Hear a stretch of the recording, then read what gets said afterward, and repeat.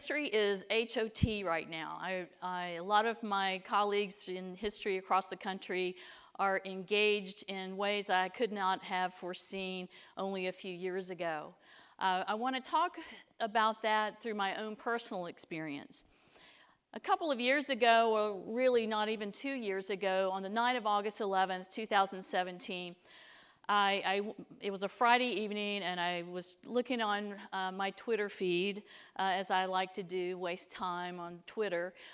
Except that evening, there was a little video that came up in my feed, and it was of hundreds of young white men in white polo shirts and khaki pants marching across the campus of the University of Virginia in Charlottesville. They were chanting anti-Semitic slogans, and they claimed that they were there to prevent the removal of the Robert E. Lee statue. So what does that have to do with me? I was home in Charlotte, not doing anything other than looking to check out what the latest news was. Well, it has everything to do with me, because I'm a historian. And I've taught here at UNC Charlotte for almost 17 years. I teach courses in Southern history and culture. I've written books about the South, including a particular book that examined a group of women known as the United Daughters of the Confederacy, because those were the women who were most responsible for the hundreds of monuments that exist around the South, even outside of the South, and are now the source of such controversy. But what was going on that night was really different. It was almost like a gut punch for me. I had never seen anything like that before. It was volatile, it was violent. And as we know, a young man drove his car into a crowd of peaceful protesters, and he injured several of them, and he killed a young woman named Heather Heyer. And I mention her name because it's important that we remember her along with the events of that evening. As I said, it was sort of a gut punch for me. It was something that I actually knew a lot about. I knew about monuments. I knew about their history. I knew who put them there. I knew why they were important and what they meant. And so I reached out to the New York Times and an editor there and asked if I might write about that. And he agreed. Although the news cycle is going really quickly, and we're thinking, oh, this will be over after Friday, but Saturday it got worse, as we know. So he agreed, and then in the middle of that, while I was working on this op-ed for the New York Times, another editor from the Washington Post reached out to me and asked if I would write about this issue. And it had to be different, and another one would follow, and I would end up writing some pieces for CNN and other places because I knew the history. And it was really, really important that I share that and help educate people about it. And I'd had a platform through these op-eds I'd never had before. I was reaching tens of thousands of people about this issue.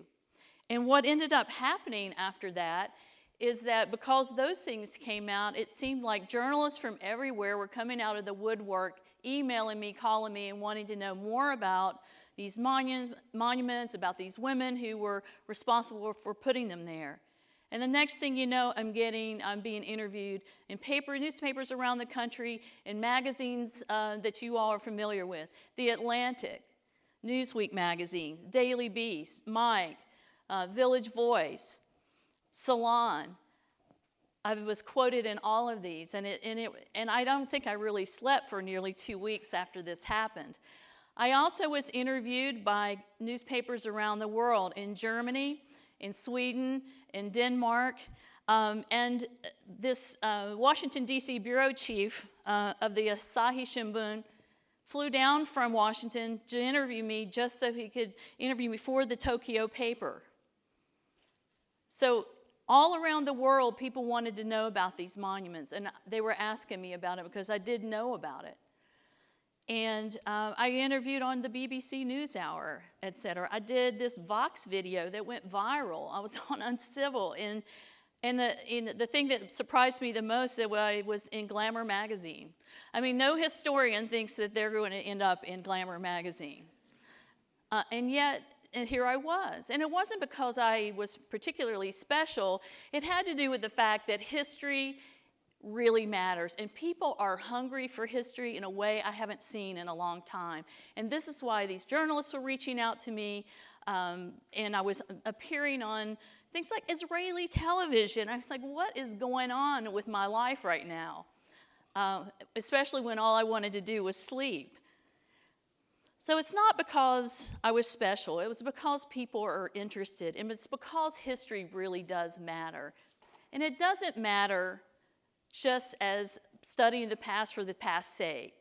It doesn't matter just, to fulfill this line that history repeats itself, because circumstances change and events are different. It's the fact that history is and can be used and is being used to inform us about the present. Right? Now, how many of you have heard this quote here, history is just a bunch of facts and dates? I've certainly heard it from students, and I've heard it, among the general public on occasion. That couldn't be further from the truth. And the reason is that historians aren't just about facts and dates. We go back to the monuments. Here is some facts and dates. That's it. I guess my work is done.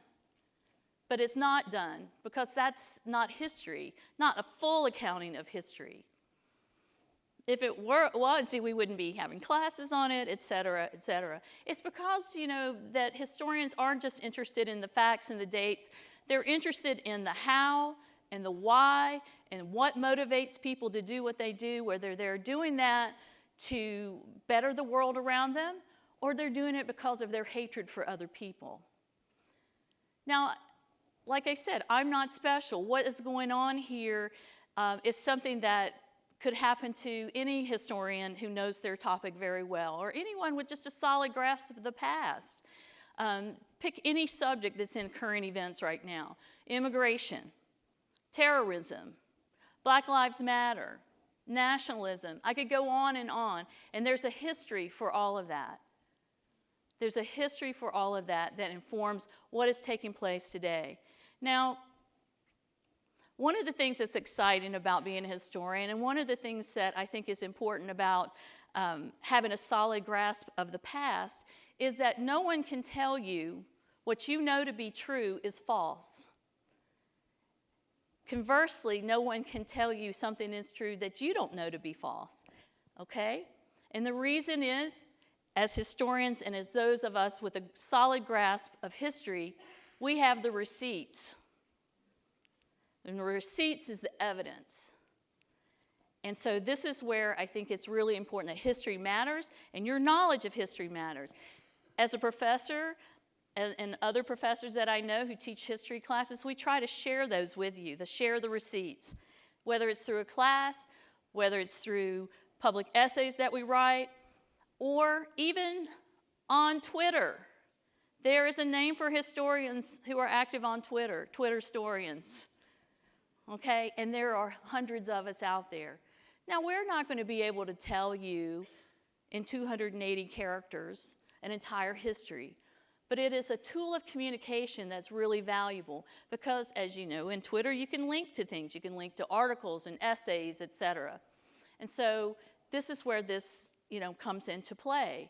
And you remember I said I was on Twitter that night when I learned about what we now know to be the Charlottesville uprising. It's because it's a powerful tool, and historians are actually using it. And I want to say this about history mattering, and it's how it should be mattering to you. You don't have to be a historian. You don't have to, study the past in the depth that I do, but you can learn something. You can get a grasp of that. You can take a class. You can read an essay or a book written by a historian. And you could go to the archive and you can get the receipts yourself. And I encourage you to do that. Don't just take my word for it. Learn for yourself. Harness the power of history. Knowing about the past will empower you today and into the future. I guarantee it. Thank you.